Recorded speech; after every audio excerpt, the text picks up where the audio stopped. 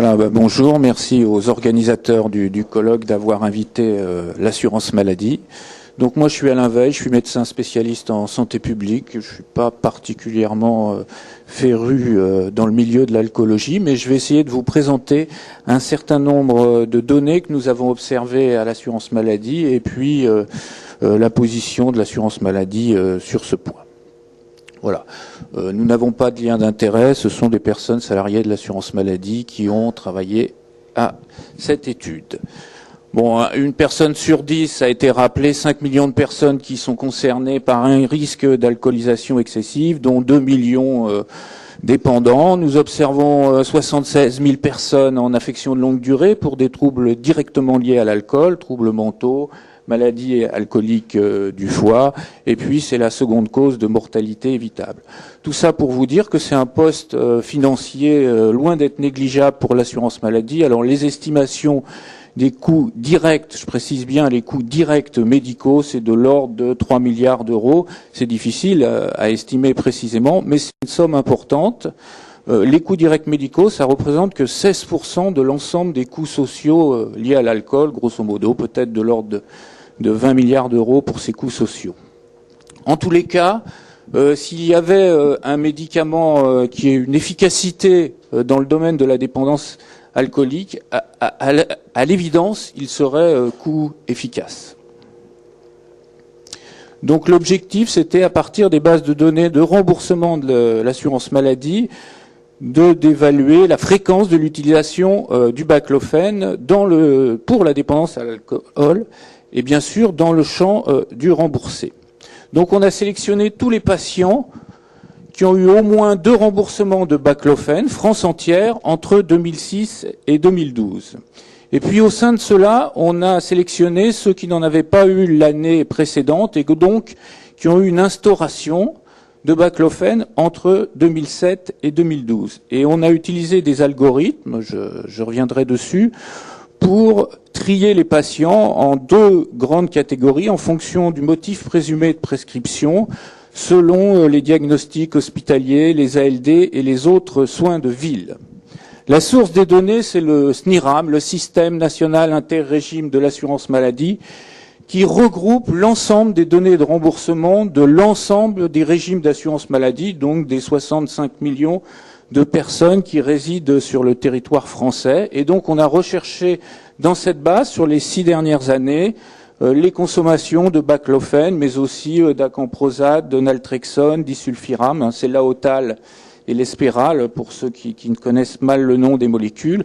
Bien sûr, les affections de longue durée, également la notion de fauteuil roulant pour trier avec les pathologies neurologiques, et on a chaîné ceci avec les motifs d'hospitalisation, donc c'est à droite, du PMSI, en lien avec une pathologie neurologique ou en lien avec une dépendance à l'alcool. Bon, c'est une situation qui est quelque part d'étude totalement inconfortable et paradoxale, puisque par définition, on ne devrait pas avoir d'informations sur la dépendance à l'alcool, car c'est hors AMM, et vous savez que normalement, c'est pas remboursable, il devrait y avoir la mention NR, et donc l'assurance maladie ne devrait rien avoir dans ses bases. Bon, on sait que c'est fait sous la responsabilité du prescripteur qui informe le patient et motiver la prescription dans le dossier du patient. Alors quels sont les résultats? Premier résultat, l'estimation du nombre de personnes qui ont eu des remboursements de baclofène France entière. Alors jusqu'en 2007, c'était stable de l'ordre de 67 000 patients par an. Et puis ça a commencé à croître en 2008, 72 600, c'était l'année de sortie du livre du professeur Amézem, plus 11% encore en 2009, et puis une accélération très franche. Vous voyez, on était monté à 92 000 patients en 2011 et 118 000 patients qui avaient au moins un remboursement en 2012. Si on ne raisonne plus en termes de patients, mais en termes de nombre de boîtes remboursées, on voit que grosso modo, on est passé de 1 200 000 boîtes à plus de 3 millions de boîtes. Donc on a plus que doublé. Le nombre de patients a doublé, mais on a plus que doublé le nombre de boîtes. Donc les posologies moyennes ont augmenté. Plus 37% sur l'année 2012 dans le champ du remboursé. Alors si on raisonne non pas en boîte, mais en millions de comprimés ou en quantité de baclofène, alors un comprimé ça fait 10 mg, Donc en 2006, on avait 550 kilos de baclofène remboursés. Donc ça correspond à 50 millions de comprimés à 10 mg. Et on est passé à 1 tonne de baclofène, c'est-à-dire 110 millions de comprimés en 2012, donc plus du double. Voilà, plus 29% sur la dernière année. Alors on a trié donc les patients qui ont débuté du baclofène entre 2007 et 2012, donc on en avait 112 000 dans nos bases. Donc le premier critère, on a mis du côté motif neurologique tous ceux qui avaient une affection de longue durée ou une hospitalisation pour motif neurologique, donc c'était environ 40 000 patients. Les diagnostics, c'était sans surprise hémiplégie, paraplégie, tétraplégie, sclérose en plaques, et puis diverses affections centrales, y compris d'ailleurs également des tumeurs cérébrales.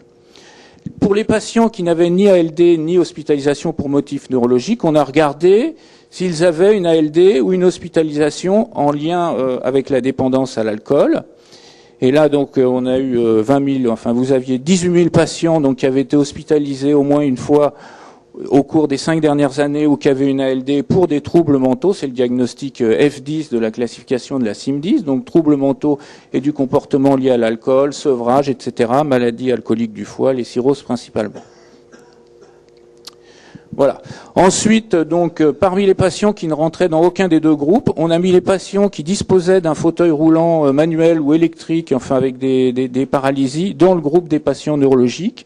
Et puis, il nous restait 44 000 patients qu'on a classés en fonction des autres médicaments spécifiques de la dépendance à l'alcool. Donc, on a considéré que les patients qui avaient consommé de la camprosate ou de l'Espéral ou le dernier produit étaient classés au motif dépendance à l'alcoolique. Également ceux qui avaient une prise en charge spécialisée en établissement psychiatrique, et puis ceux qui avaient des dosages fréquents de gamma-GT. Donc, à l'issue de cette sélection, on avait 51 000 patients pour un motif de dépendance à l'alcool qui ont eu au moins un remboursement entre 2007 et 2012, et 46 000 pour un motif neurologique et 14 000 patients qu'on n'a pas réussi à classer. Fait notable, 60% des patients donc, qui ont été classés comme dépendants à l'alcool avaient eu au moins une fois au cours des 5 dernières années un médicament de type acamprosate, naltrexone ou disulfiram, dont 32% d'ailleurs dans l'année qui précédait le début du baclofène. Principalement l'acamprosate, mais aussi les deux autres produits. Le total est supérieur à 32 puisque certains patients ont évidemment essayé plusieurs molécules.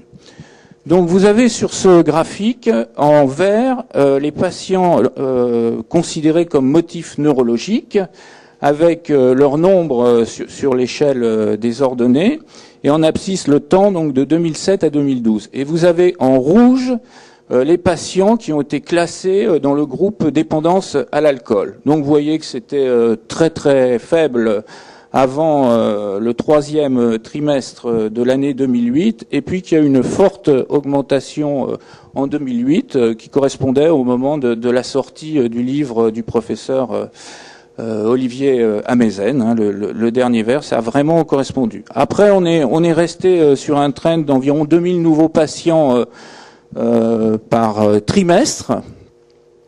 Et puis on est monté à 3000 en juin 2011, d'ailleurs période de la mise en garde, je sais pas comment enfin en tous les cas du point fait par l'ANSM sur l'utilisation du baclofène dans l'alcoolodépendance.